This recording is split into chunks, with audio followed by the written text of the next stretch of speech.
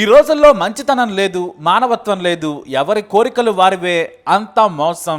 అసలు ఈ ప్రపంచంలో మంచితనానికి చోటే లేదు, మానవత్వానికి కూడా విలువ లేదు అని తెలిపే ఓ ఘోరమైన నేరం భువనేశ్వర్లో జరిగింది. సరిగ్గా 10 ఏళ్ల క్రితం రాజ్యలక్ష్మీకర్ అనే 42 ఏళ్ల మహిళ తన భర్తతో కలిసి రాత్రి సమయంలో మార్కెట్ నుంచి ఇంటికి నడుచుకుంటూ వస్తోంది. ఆమె ఇల్లు పట్టణ శివారులో ఉంది. అయితే రాజ్యలక్ష్మికి పిల్లలు లేరు.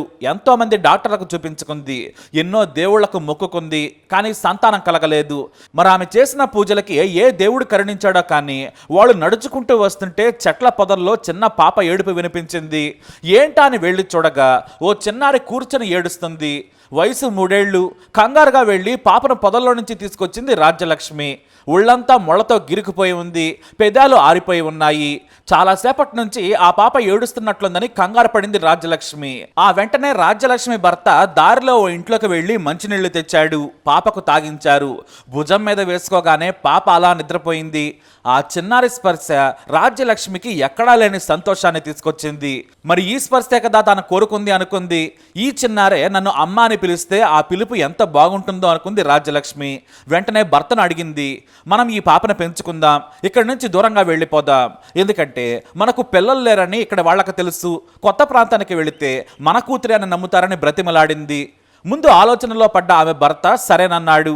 ఆ వెంటనే వాళ్ళు గజపతి జిల్లా కేంద్రానికి మారిపోయారు. ఆ చిన్నారికి మంచి పేరు పెట్టుకుని ప్రాణంలా చూసుకుంటూ ఉన్నారు. స్కూల్కి దూరమైతే ఇబ్బందని ఆ చిన్నారి చదువుకునే స్కూల్ పక్కనే ఇంటిని అద్దెకు తీసుకున్నారు. వారి జీవితం హాయిగా సాగుతోంది. రాజ్యలక్ష్మికి అప్పటి వరకు కూడా భర్త అంటే ప్రాణం, కానీ ఆ తర్వాత ఆ చిన్నారి కూడా రాజ్యలక్ష్మి ప్రాణంలో కలిసిపోయింది. అయితే ఆమె జీవితంలో ఒక్కసారిగా తుఫాన్ వచ్చినట్టు అయింది. భర్త ఉన్నట్టుండి అనారోగ్యంతో చనిపోయాడు.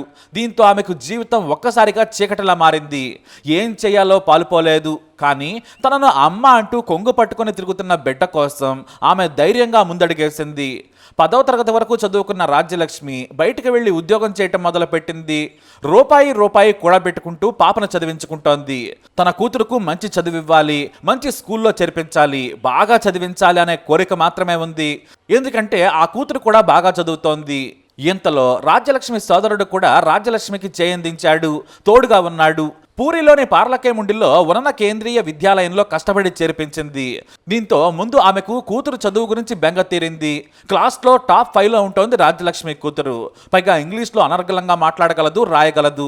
క్లాస్లోనే మంచి కమ్యూనికేటర్గా గుర్తింపు కూడా ఉంది. కానీ ఆ టాలెంట్ను తప్పుగా ఉపయోగించుకుంది కూతురు. 8వ తరగతి చదువుతున్న ఆ అమ్మాయి ఇన్స్టా అకౌంట్ ఓపెన్ చేసింది. నిత్యం బిజీగా ఫోన్లో ఉండేది. కూతురు మీద గారాబంతో ఏమీ అనేది కాదు రాజ్యలక్ష్మి. అయితే తమ ఇంటి పక్కనే ఓ గుడి ఉంది. అక్కడ గణేష్ రథ్, దినేష్ సాహు అనే యువకులు పరిచయం అయ్యారు. వీళ్ళిద్దరూ అసిస్టెంట్ పూజారులు. తన తల్లితో కలిసి పూజకు వెళ్లేది. అక్కడ వారితో పరిచయం ఏర్పడింది. ఆ పరిచయం కాస్త గణేష్ రథ్తో ప్రేమ మొదలైంది. ఆ తర్వాత ఇద్దరు ఇన్స్టా ఐడీలు తీసుకున్నారు. ఆ తర్వాత అతని ఫ్రెండ్ దినేష్ సాహుతో కూడా స్నేహం మొదలు పెట్టింది. చివరకు గణేష్తో శారీరక సంబంధం పెట్టుకుంది. కేవలం 8వ తరగతి చదువుతున్న 14 ఏళ్ల అమ్మాయి తనకంటే 7 ఏళ్ల వయసులో పెద్దయిన యువకుడితో శృంగారం మొదలు పెట్టింది.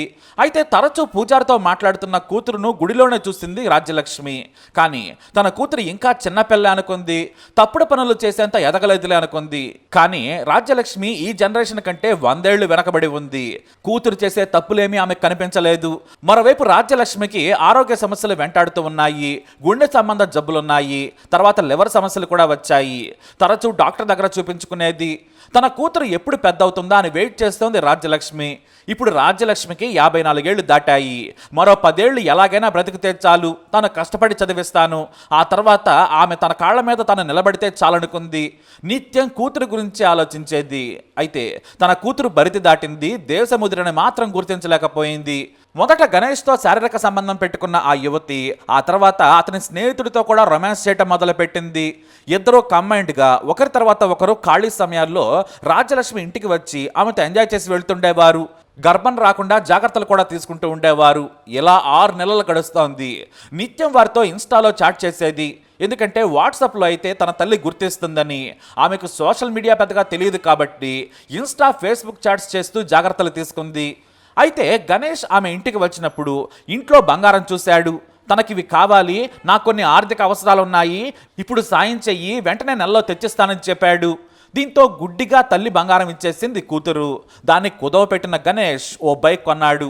దాదాపుగా 2.5 లక్షలు వచ్చాయి. మిగతా సొమ్మితో ఆ బైక్ వేసుకుని ఒడిశా మొత్తం తిరిగొచ్చాడు. అతడు అలా వెళ్ళగానే ఈలోపు దినేష్ తో ఎంజాయ్ చేయడం మొదలుపెట్టింది. అతను కూడా తనకు ఏదైనా బంగారం ఉంటే ఇవ్వమని ఒత్తిడి చేసేవాడు. కానీ ఇంట్లో డబ్బుంటే గుడ్డిగా ఇచ్చేసేది. ఎందుకంటే తెలియని వయసు. కేవలం ఆమెకి ఇప్పుడు శృంగారం మాత్రమే తెలుసు. లోకం పొగట తెలియదు. తల్లి కష్టం అసలే తెలియదు. తన కోసం తల్లి పడుతున్న కష్టాన్ని గుర్తించే స్థితిలో కూడా లేదు. ఆ తర్వాత ఓ రోజు దినేష్తో తన ఇంట్లోనే కూతురు చేస్తున్న చండాల పనిని చూసింది తల్లి రాజ్యలక్ష్మీకర్. అంతే, ఆమె గుండె బద్దలైంది. ఇంత చిన్న వయసులో ఇదేం తప్పుడు పని అనుకుంది. కానీ తప్పు మాత్రం ఆ కుర్రాళ్లదే. అమాయకురాలైన కూతురుని ట్రాప్ చేశారని భావించింది. దీంతో కూతురిపై చేసుకుంది తల్లి. జీవితంలో మొదటిసారి కూతురుని కొట్టింది. కానీ ఆ తర్వాత గంట సేపు ఏడ్చింది. చిన్న వయసులో ఇలాంటి తప్పుడు పనులు చేయొద్దు, చదువు మీద దృష్టి పెట్టు, జీవితంలో ఓ లక్ష్యంతో ముందుకు సాగాలి, మనకు ఎవరూ తోడు లేరు, నీకు నువ్వుగా కాళ్ల మీద నిలబడాలని చెప్పింది రాజ్యలక్ష్మి. కానీ కూతురు వినలేదు. ముందు సరేనంది. అయితే ఇక్కడే గణేష్ దినేష్లు ఆ చిన్నారిని ట్రాప్ చేశారు. ఎందుకంటే ఇన్స్టాలో మాట్లాడటం లేదు. మా అమ్మకు తెలిసిపోయింది, ఇక మనం కలవడం కుదరదని చెప్పింది. మరోవైపు తల్లి నిఘా కూడా ఎక్కువైంది. కానీ తాను పని చేస్తేనే కుటుంబం నడుస్తుంది కాబట్టి తప్పకుండా పని చేయాల్సిందే. అందుకే స్కూల్ నుంచి వస్తున్నప్పుడే ఆమె కోసం కాపు కాల్సేవారు. తన తల్లి గురించి వాళ్ళకి చెప్పింది. అయితే ఆమె ఇంట్లోని బంగారం డబ్బును కొట్టేయాలనుకున్నారు గణేష్ దినేష్. ఆ తర్వాత ఒంటరిగా ఉన్న రాజ్యలక్ష్మీకర్ను చంపేయాలనుకున్నారు. ఇదే విషయాన్ని తమ లవర్కు కూడా చెప్పారు. మనం హాయిగా కలుస్తుందాం, ఈ లోకంలో మనకు ఎవరో అడ్డు చెప్పరని అన్నారు ఇద్దరు. నువ్వు స్కూల్ కోసం ఎక్కడికే వస్తావు, హాస్టల్లో నిన్ను ఉంచుతారు, లేదంటే నువ్వు ఇంట్లో నుంచి వచ్చేస్తే మేము చూసుకుంటామన్నారు. చివరకు ఆమె వారితో శృంగారం కోసం సరేనంది. ఎక్కడో చెట్ల పొదల్లో దొరికిన తనను తల్లి ప్రేమగా ప్రాణంగా పెంచుతుందని గ్రహించలేకపోయింది. ఇద్దరు కామాంధుల చెప్పిన మాటలు నమ్మింది. మరోవైపు తన కూతురి మీద తల్లికి బెంగెక్కువైంది. చదువు పాడైనా పర్వాలేదు, ముందు ఊరు మారాలనుకుంది. ఇక్కడే ఉంటే నువ్వు చదవు, ప్రాంతం మారితే ఇలాంటి పనులు చేయవని తల్లి తిడుతూ ఉండేది. మరోవైపు వృద్ధాప్యం దగ్గర పడుతోంది. అనారోగ్యం ఇబ్బంది పెడుతోంది. ఉద్యోగం చేస్తూ కష్టపడుతూ ఉంటే ప్రాణంగా పెంచుకున్న కూతురు దారి తప్పిందని ఆమెకు మానసిక వేదన ఎక్కువైపోయింది. అయితే ఎంత చెప్పినా కూడా ఆ చిన్నారికి ఏమీ అర్థం కాలేదు. కేవలం రొమాన్సే ప్రపంచం అనుకుంటోంది. తన ప్రియుళ్ళు చెప్పిందే నిజమని నమ్మింది. అయితే తల్లి ఫోన్ ఇవ్వకపోవడంతో మరో కొత్త ఫోన్ కొనిపెట్టారు గణేష్ దినేష్. రహస్యంగా దాంట్లో చాట్ చేస్తూ ఉండేది. తన తల్లి తనను వేరే ఊరికి తీసుకెళ్తానని చెబుతోంది. కొత్త అకాడమిక్ ఇయర్ ప్రారంభానికి ముందే టీసీ తీసుకుంటానని చెప్పింది. 9th క్లాస్కి నేను వేరే ఊరు వెళ్తానేమో అని చెప్పింది లవర్స్కి. దీంతో తొందరగా చంపేయాలనుకున్నారు ఆ ఇద్దరు. ఆమె కూడా అందుకు సరేనంది. అంతేకాదు గణేష్ అయితే ఏకంగా మెడికల్ షాప్లో నిద్ర మాత్రలు సంపాదించాడు. వాటిని ఆ టీనేజర్కి ఇచ్చాడు. తినే ఆహారంలో కలిపిచ్చేయి, మీ అమ్మ నిద్రలోకి జారుకుంటుంది, అప్పుడు మేమిద్దరము వచ్చి చంపేస్తామన్నారు. ఆ చెప్పే మాటలకి సరైన తలూపింది ఆ దరిద్రురాలు. ఏప్రిల్ 29న రాత్రి సమయంలో వంట చేసింది రాజ్యలక్ష్మీకర్. కానీ తనకు తినబుద్ధి కావడం లేదని చెప్పింది. నేను ఆలస్యంగా తింటాను, నువ్వు తినేసి మాత్రలు వేసుకోమని తల్లికి చెప్పింది. సరేనంది రాజ్యలక్ష్మి. కానీ మళ్ళీ నేను భోజనం తీసుకొస్తాలే, నువ్వు చేతులు కడుక్కొని కూర్చోమని చెప్పింది. సరేనని కూతురు అన్నం పెడుతుంటే తల్లి కూడా సరేనంది. భోజనంలో నిద్ర మాత్రల పొడిని కలిపి తల్లికిచ్చింది. భోజనం చేస్తుండగానే నిద్ర వస్తోందని తల్లి చెప్పింది. పూర్తిగా కూడా తినలేదు. ఆ తర్వాత రాజ్యలక్ష్మిని మెల్లిగా తీసుకెళ్లి బెడ్పై పడుకోబెట్టింది. ఆ వెంటనే తన ప్రియులకు సమాచారం అందించింది. ఇక గణేష్ వస్తూ దినేష్ని కూడా తీసుకొచ్చాడు. ఇద్దరు కూడా నిద్రిస్తున్న రాజ్యలక్ష్మిని అర్ధరాత్రి వేళ దిండితో అదిమి ఊపిరాడకుండా చేశారు.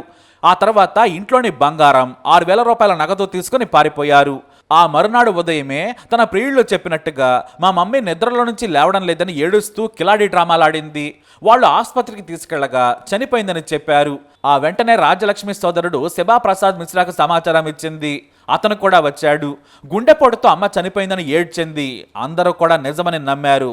మరోవైపు అద్దె ఇల్లు కావడంతో మృతదేహాన్ని డైరెక్ట్గా శ్మశాన వాటకకు తీసుకెళ్లారు. ఆమె సోదరుడు వచ్చి అంత్యక్రియలు పూర్తి చేశాడు. ఇక తల్లి లేని చిన్నారిని తనతో పాటే భువనేశ్వర్లోని ఇంటికి తీసుకెళ్లాడు. అయితే ఆ చిన్నారి దారి తప్పింది, కానీ వాటిని కవర్ చేసే తెలివి కూడా రాలేదు. పిచ్చి దానిలా ఆ వెధవలు ఏది చెబితే అది నమ్మేసింది. ఇక భువనేశ్వర్కు వెళ్ళిన ఆ టీనేజర్ 2 ఫోన్లు వాడటం చూశాడు ఆమె మామ. అంతేకాదు తల్లి ఓ పక్క చనిపోయి ఉంటే చాటింగ్లో ఫోన్లో ఎంత బిజీగా ఉంది ఏంటా అని అనుమానించాడు. ఈ కొత్త ఫోన్ ఎక్కడిది అని అడిగాడు. అమ్మే నాకు కొనిపెట్టిందని అబద్ధం చెప్పింది. సరేనని ఆ ఫోన్ని రహస్యంగా తీసుకుని చూశాడు. అంతే, ఇన్స్టాలో జరిగిన చాటింగ్ను చూసి షాక్ అయిపోయాడు. తన తల్లిని చంపడం గురించి ఆ ఇద్దరు వ్యక్తులతో కలిసి కుట్ర చేసిందని చూసి షాక్ అయిపోయాడు. ఇంత చిన్న పాపకు ఇలాంటి ధైర్యం ఎలా వచ్చిందా అనుకున్నాడు. ఆ వెంటనే ఆ ఫోన్ను ఆమెను తీసుకుని పోలీసుల దగ్గరికి వెళ్ళిపోయాడు. విషయం చెప్పేశాడు. వెంటనే వాళ్ళు గజపతి జిల్లా ఎస్పీకి సమాచారం ఇచ్చారు. వాళ్ళు ఆ చాట్ ఆధారంగా విచారణ చేశారు. ఇటు ఆ చిన్నారి కూడా పోలీసులు భయపెట్టడంతో నిజం మొత్తం చెప్పేసింది. రాజ్యలక్ష్మి సోదరుడు దుఃఖ సాగరంలోకి వెళ్ళిపోయాడు. తన సోదరి తాను చెత్తలో దొరికిన బిడ్డను తెచ్చుకుంటే పెద్దయ్యాక అది పామై చంపేస్తుందని పోలీసులకు చెప్పాడు మిశ్రా. పోలీసులు ఆ ఇద్దరు నిందితులను ఆ చిన్నారిని జైలుకు తరలించారు. అంతేకాదు మైనర్ బాలికను ట్రాప్ చేసినందుకు వారిపై పోక్సో కేసు కూడా నమోదు చేశారు. ముగ్గురిని జైలుకు తరలించారు. ఇంట్లో హత్యకు ఉపయోగించిన దిండ్లు, మిగిలిపోయిన నిద్రమాత్రల పొడిని సేకరించారు పోలీసులు. రాజ్యలక్ష్మి కరకు ఆ చిన్నారి పొదల్లో దొరకకున్నా బ్రతికేదేమో, పాపంలే అని పెంచుకుంటే పామై కాటేసి చంపింది ఆ నీచురాలు. మరి వీళ్ళకి ఎలాంటి శిక్ష వేయాలి? మీ అభిప్రాయాన్ని కమెంట్ ద్వారా తెలియజేయండి. ఈ వీడియో అప్డేట్స్ కోసం మా ఛానల్ ఫాలో అవ్వండి. అలాగే తప్పకుండా సబ్స్క్రైబ్ చేసుకోండి.